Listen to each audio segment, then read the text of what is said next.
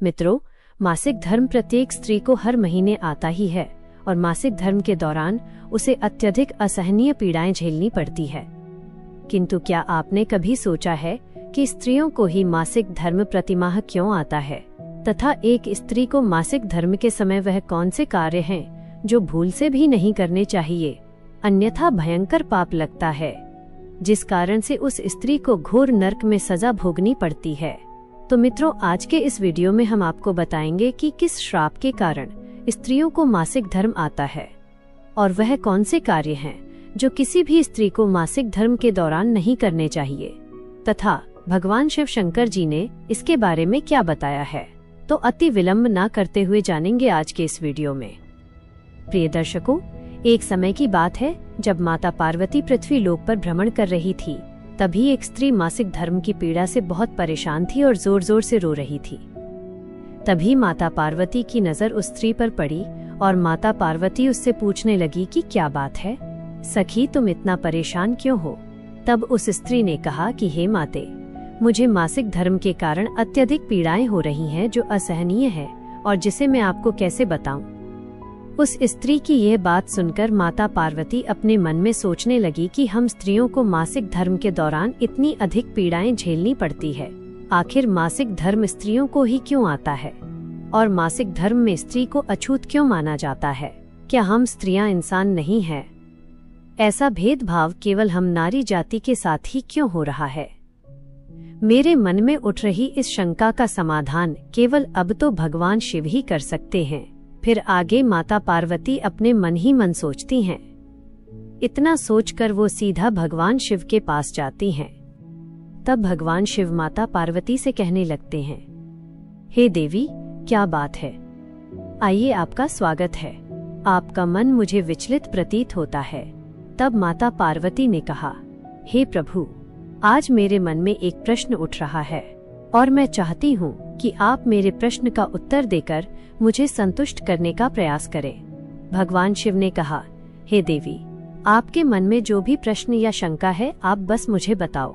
मैं तुम्हारे प्रश्न का उत्तर देकर तुम्हें संतुष्ट करने का प्रयास करूंगा।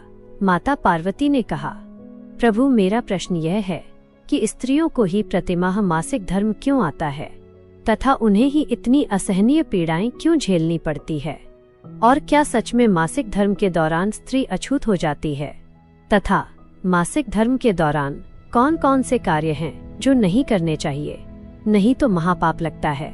तब भगवान शिव ने कहा, हे देवी, इसके पीछे प्राचीन काल में स्त्रियों को मिला श्राप है और उसी श्राप के कारण स्त्रियों को मासिक धर्म आता है।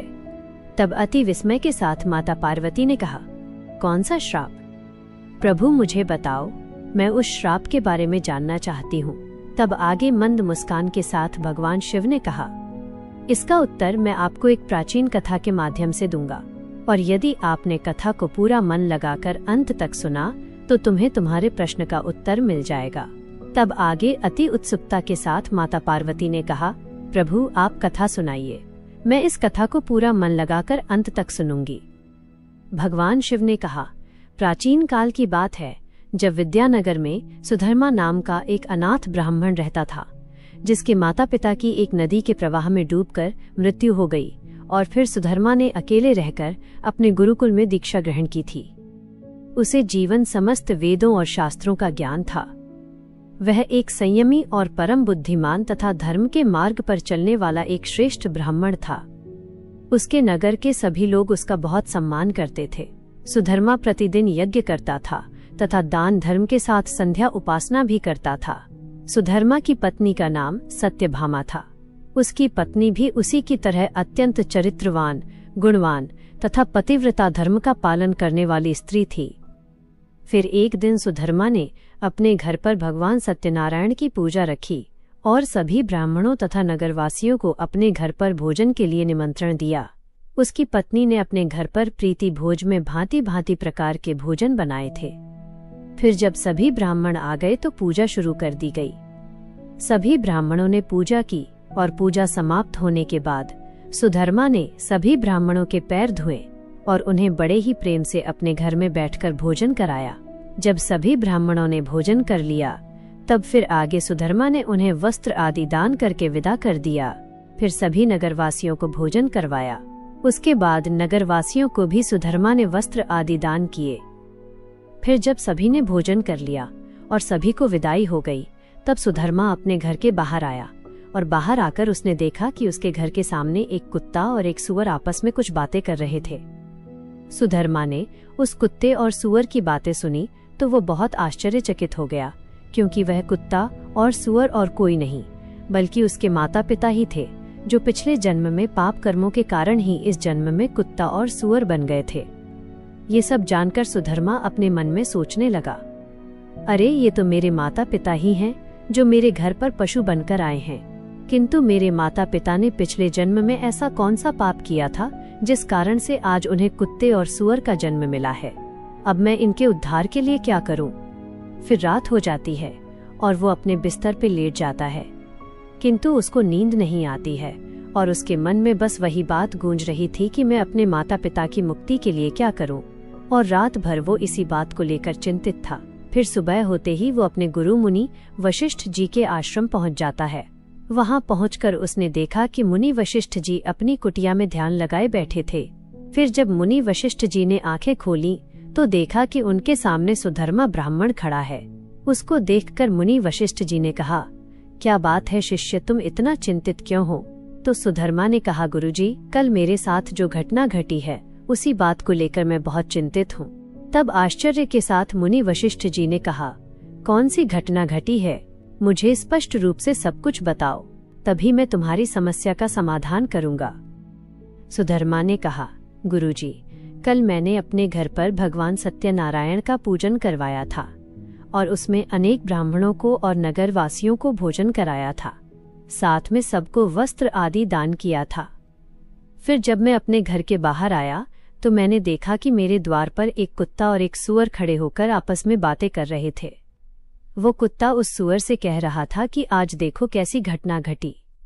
हमारे पुत्र के घर में ब्राह्मणों के भोजन के लिए जो दूध रखा था, एक सांप ने उस दूध के बर्तन में अपना विष उगल दिया था, जिसे देखकर मुझे बड़ी ही चिंता होने लगी, क्योंकि उसी दूध से भोजन बनने वाला था।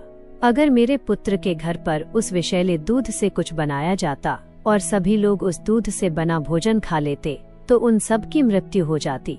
इसीलिए मैंने एक धक्का देकर उस बर्तन का सारा दूध भूमि पर गिरा दिया। तभी मेरी बहू ने देख लिया और उसने मुझे डंडों से खूब पीटा, जिससे मेरे शरीर पर बहुत चोटें आई हैं और अब मैं ठीक तरह से चल भी नहीं पा रहा हूँ। अब मुझसे यह पीड़ाएं सहन नहीं हो रही है। कुत्ते की ये बात को सुनकर वो सूअर बहुत दुखी हो गई और उस कुत्ते से कहने लगी, हे स्वामी, अब मैं आपको मेरे दुख का कारण सुनाती हूँ। पूर्व जन्म में हम इसी ब्राह्मण के माता पिता होकर भी आज हम कुछ भी कर नहीं सकते हैं तथा हमारी व्यथा हम इस ब्राह्मण को समझा नहीं सकते हैं। अपितु आज इस ब्राह्मण ने सभी लोगों को भोजन कराया, किंतु इसने मेरे सामने भोजन का एक भी निवाला तक नहीं डाला और न ही मुझे जल पिलाया, तथा इन्होंने अभी तक झूठा भोजन भी घर से बाहर नहीं फेंका, जिसे खाकर मैं अब अपनी भूख को शांत कर सकती हूँ। बात को आगे बताते हुए सुधर्मा बोला, मुनिवर, उस कुत्ते और सूअर की यही बातें सुनकर मैं कल से बहुत परेशान हूँ कि मेरे माता पिता ने पिछले जन्म में ऐसा कौन सा पाप किया था जिसके कारण उन्हें इस जन्म में कुत्ते और सूअर का जन्म मिला है। इसीलिए मैं आपके पास आया हूँ। कृपया आप अपनी दिव्य शक्ति से पता करके मुझे बताइए कि किस कारण से मेरे माता पिता की ऐसी दुर्दशा हुई है और उनकी मुक्ति के लिए मुझे कौन सा कर्म करना होगा। तब मुनि वशिष्ठ जी ने ध्यान लगाते हुए वह सब कुछ देख लिया जो उसके माता पिता ने पूर्व जन्म में किया था। फिर वह सुधर्मा से कहने लगे, हे ब्राह्मण, सुधर्मा, तुम्हारे माता पिता ने पिछले जन्म में घोर पाप किया है और उसी पाप कर्मों के कारण उनकी ऐसी दुर्दशा हुई है। तब सुधर्मा कहने लगा, हे गुरुदेव, कौन से पाप के कारण मेरे माता पिता की यह दुर्दशा हुई है? कृपया मुझे उसके बारे में विस्तार से बताइए। मित्रों, अब मुनि वशिष्ठ जी ने कहा, हे ब्राह्मण सुधर्मा, ये कुत्ता जो तुम्हारे पिता हैं, ये पिछले जन्म में विष्णु नगर के श्रेष्ठ ब्राह्मण हुआ करते थे, जिनकी विद्या और सम्मान पूरे नगर में विख्यात थी। परंतु उन्होंने अपने जीवन में कुछ ऐसे कर्म किए जिनके कारण उन्हें इस जन्म में पशु योनि में आना पड़ा है। इन्होंने एक दिन एकादशी का व्रत रखा, परंतु ये उस व्रत का पालन न कर सके और व्रत होते हुए भी इन्होंने भोजन कर लिया था। और तो और एकादशी व्रत के दिन भी तुम्हारे पिता ने दान धर्म नहीं किया था।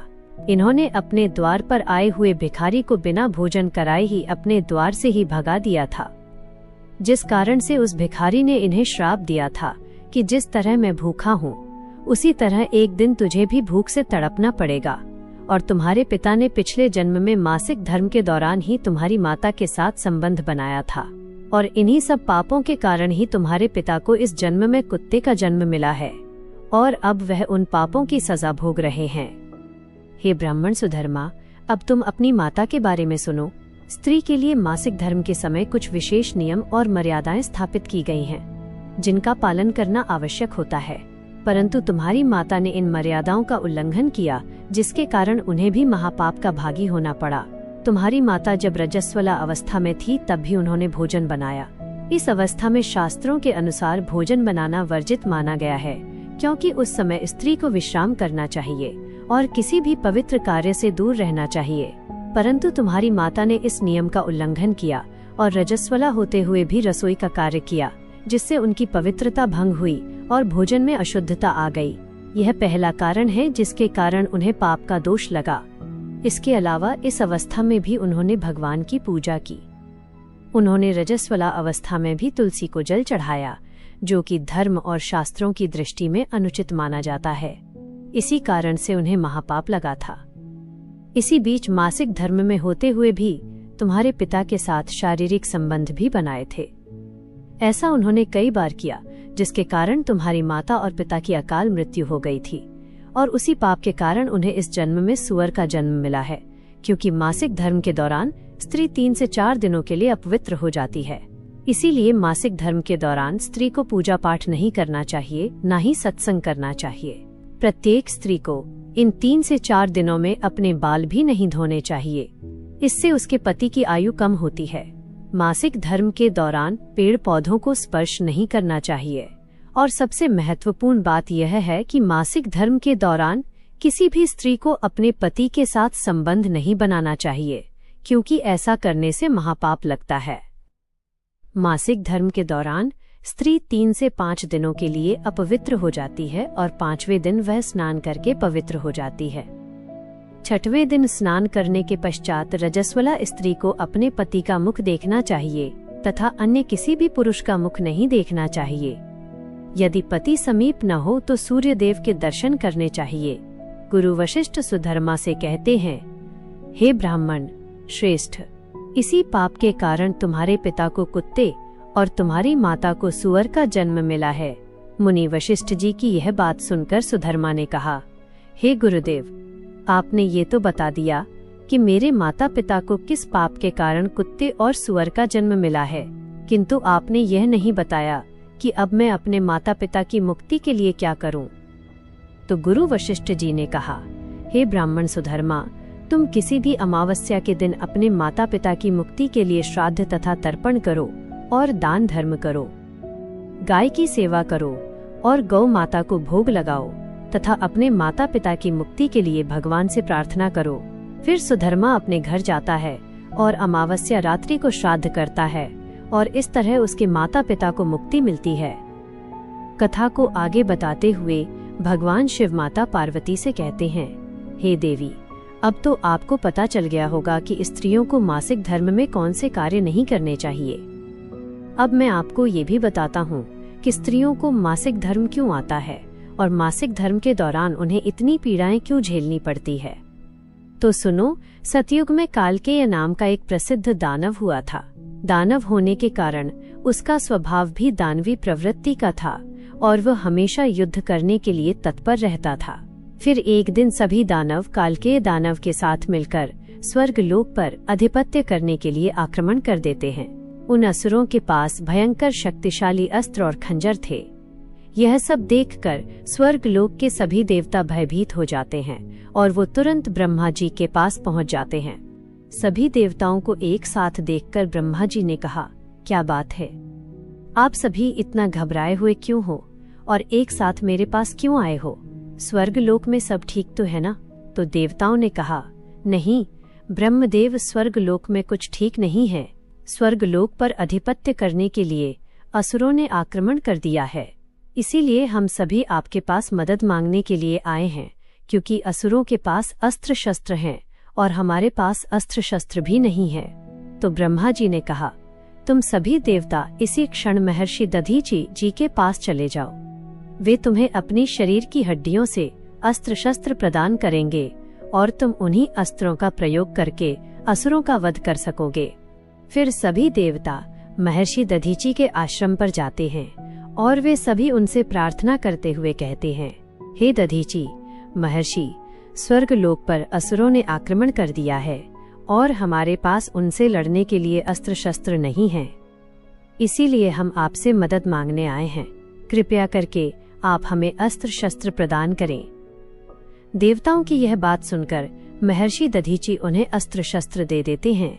फिर सभी देवता अस्त्र शस्त्र लेकर स्वर्गलोक जाते हैं और उन असुरों से युद्ध करने लगते हैं। युद्ध में इंद्रदेव भी थे, जो असुरों को पराजित कर रहे थे, और इस प्रकार से दैत्यों और देवताओं के बीच आकाश मार्ग में भीषण युद्ध चलता है। फिर देवराज इंद्र और असुर कालकेय आमने सामने आ जाते हैं। दोनों के बीच भीषण युद्ध होता है और देवराज इंद्र अपने वज्र का प्रहार करके कालकेय को मार डालते हैं, किंतु उसके शरीर में एक ब्रह्म हत्या वास करती थी, जिससे इंद्रदेव को ब्रह्म हत्या का पाप लगता है। इसीलिए देवराज इंद्र ब्रह्मदेव के पास जाते हैं और उनसे ब्रह्म हत्या से छुटकारा पाने का उपाय पूछते हैं। तो ब्रह्मा जी ने कहा, हे इंद्रदेव, ब्रह्म हत्या के इस महापाप से बचने का एक ही उपाय है कि आप इस ब्रह्म हत्या को 4 भागों में दान कर दो, जिससे तुम इस पाप से पूरी तरह से बच जाओगे।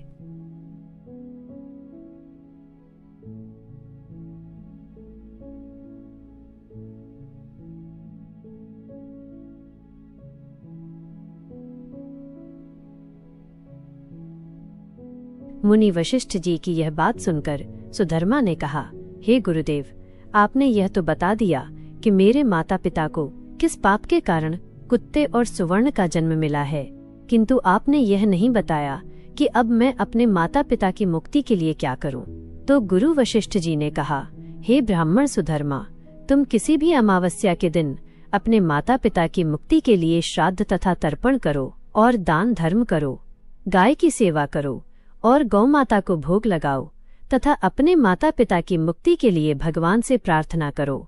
फिर सुधर्मा अपने घर जाता है और अमावस्या रात्रि को श्राद्ध करता है और इस तरह उसके माता पिता को मुक्ति मिलती है। मित्रों, कथा को आगे बताते हुए भगवान शिव माता पार्वती से कहते हैं, हे देवी, अब तो आपको पता चल गया होगा कि स्त्रियों को मासिक धर्म में कौन से कार्य नहीं करने चाहिए। अब मैं आपको ये भी बताता हूँ कि स्त्रियों को मासिक धर्म क्यों आता है और मासिक धर्म के दौरान उन्हें इतनी पीड़ाएं क्यों झेलनी पड़ती है। तो सुनो, सतयुग में कालकेय नाम का एक प्रसिद्ध दानव हुआ था। दानव होने के कारण उसका स्वभाव भी दानवी प्रवृत्ति का था और वह हमेशा युद्ध करने के लिए तत्पर रहता था।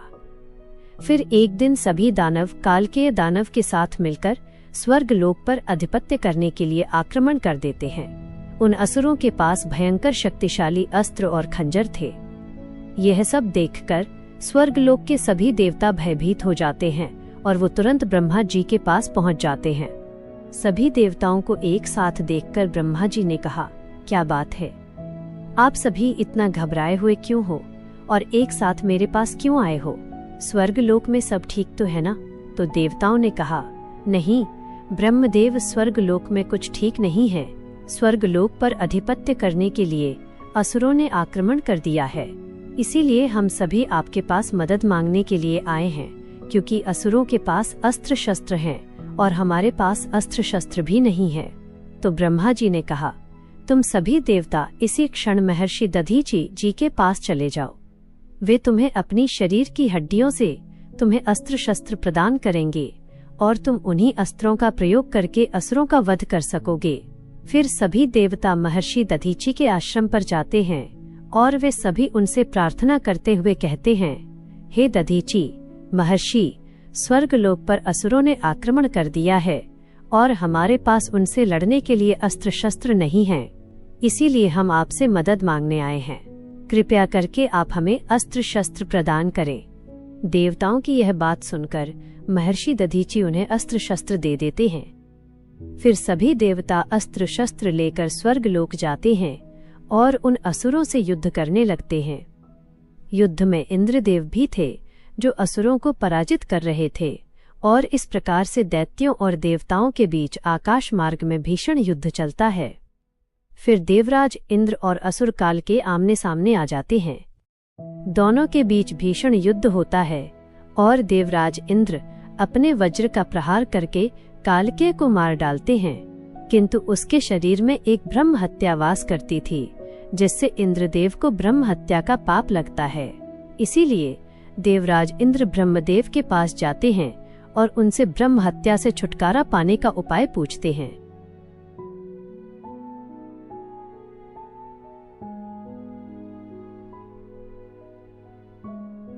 तो ब्रह्मा जी ने कहा, हे इंद्रदेव, ब्रह्म हत्या के इस महापाप से बचने का एक ही उपाय है कि आप इस ब्रह्म हत्या को 4 भागों में दान कर दो, जिससे तुम इस पाप से पूरी तरह से बच जाओगे।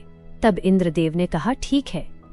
तो ब्रह्मा जी ने कहा, तुम्हारे ब्रह्म हत्या के पाप का 1/4 भाग अग्नि के भीतर रहेगा, क्योंकि जो भी मनुष्य अग्नि को आहुति नहीं देगा उसे इस पाप को भोगना पड़ेगा।